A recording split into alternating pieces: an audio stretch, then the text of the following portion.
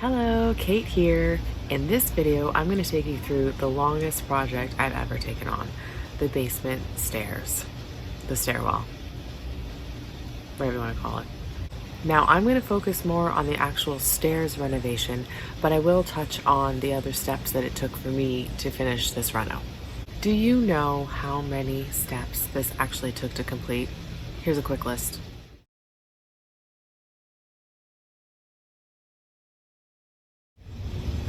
Here's a list of tools and materials that I used for these particular stairs.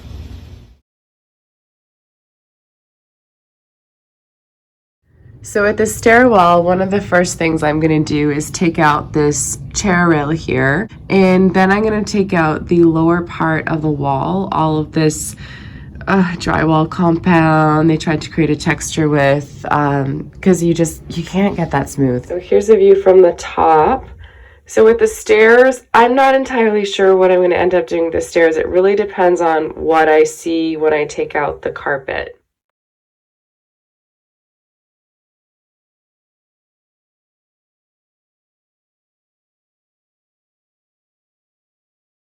I started to remove the carpet off of these posts here, so I'm going to continue taking that carpet off all the way up to the top there, and I think I'll probably take the sides off as well, because that's definitely going to have to be redone.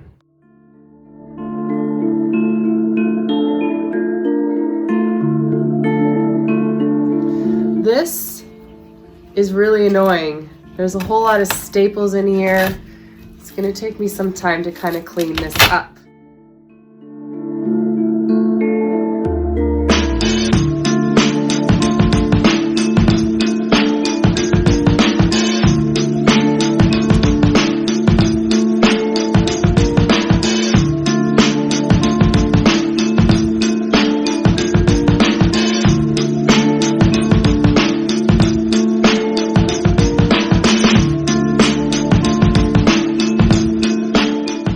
Here's a quick update. I've removed a lot of the carpet, although there's lots of leftover pieces that I have to remove with staples. And then there's a few more stairs I need to remove the carpet on, and I've taken off half of the wall here, the part of the wall that had the plaster all over it. There's this bulkhead here I showed you before. So I cut a hole in here because I couldn't really see what was going on any other way.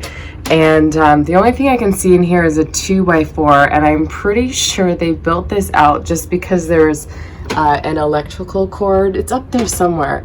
But anyway, I'm gonna take this down completely, this bulkhead, because I want this to be a smooth wall. And then what I'm going to do is try to remove this 2x4 and then string that electrical through the 2x4s by drilling some holes. My findings are what I initially thought.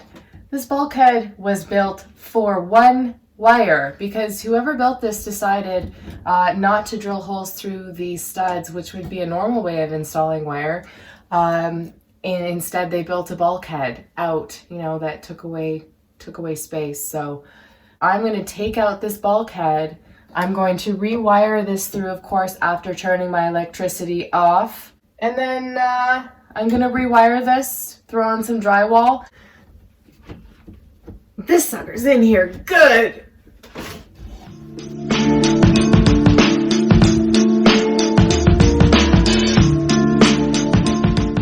So I've rewired that. I wired it through the studs. So the lighting is all done. I just have to fill that in. Now, as far as the stairs go, I've taken out all of the staples. There were hundreds, which was a real pain in the butt.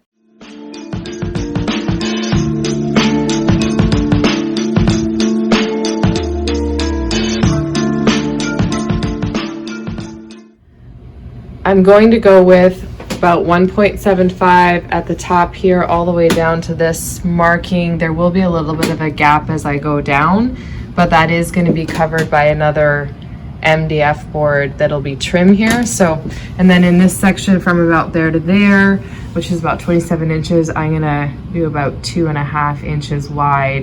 And again, there'll be some spacing at the bottom.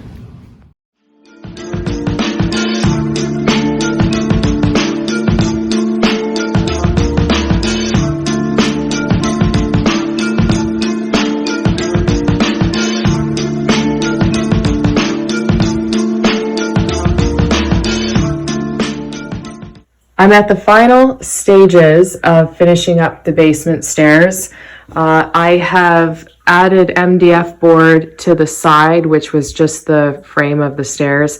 I think it finishes off nicely, but I haven't painted it yet.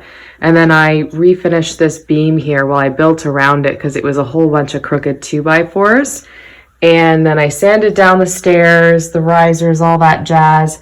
Framed in the sides here, which was not easy because the side was of the stairs was not even with the walls, so there was no way I was going to rebuild all that. But I'm at the point now where I'm ready to start painting. My green tape is down, which I highly suggest for this project, but really happy to be at this stage.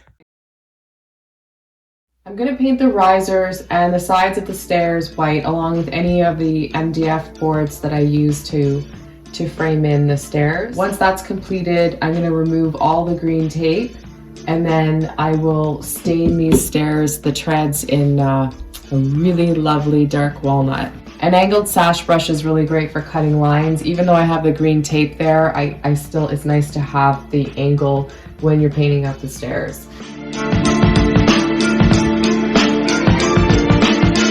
Now that I've done the edging with a paintbrush, I'm going to use a mini foam roller. And the reason I'm doing this is because you get a really smooth, nice surface when you use one of these. And you're going to want to do that pretty much as soon as you're done cutting the lines on the edge so that this blends in all the lines.